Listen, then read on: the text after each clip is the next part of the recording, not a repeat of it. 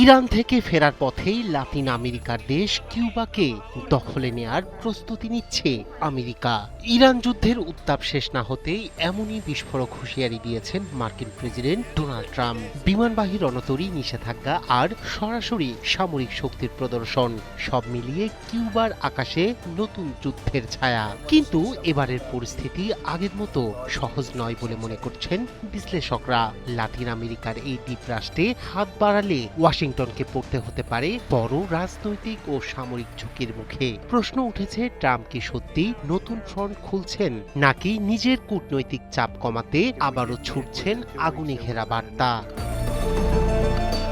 Iran Israel America যুদ্ধের উত্তেজনা যখন ধীরে ধীরে প্রশমিত হচ্ছে, তখনই নতুন এক ভূ রাজনৈতিক ঝড়ের ইঙ্গিত দিলেন মার্কিন প্রেসিডেন্ট। কিউবাকে ঘিরে তার সাম্প্রতিক মন্তব্যে আন্তর্জাতিক অঙ্গনে তৈরি হয়েছে তীব্র বিতর্ক ও উদ্বেগ।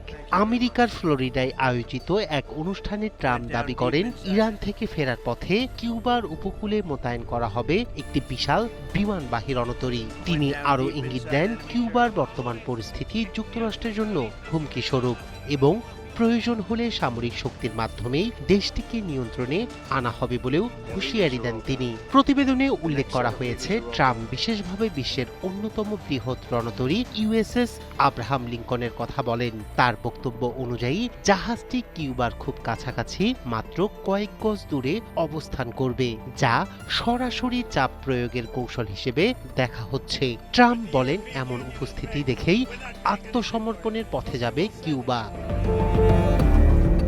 একই দিনে কিউবার ওপর নতুন নিষেধাজ্ঞা আরোপের নির্বাহী আদেশে স্বাক্ষর করেন তিনি।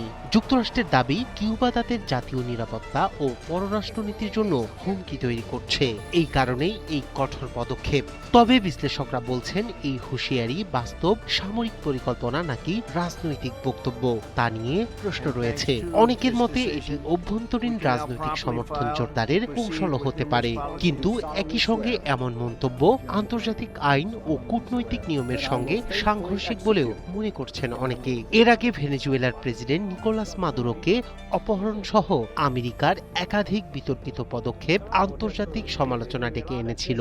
ফলে লাতিন আমেরিকা অঞ্চলে ওয়াশিংটনের ভূমিকা নিয়ে সন্দেহ আরও বাড়ছে।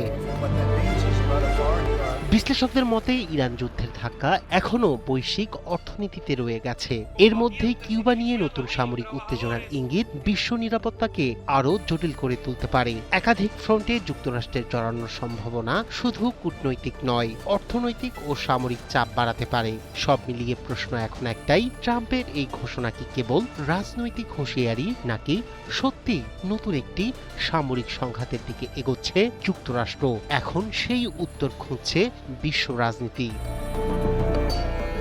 রায়হান কবির, শুভ্র, ৭১।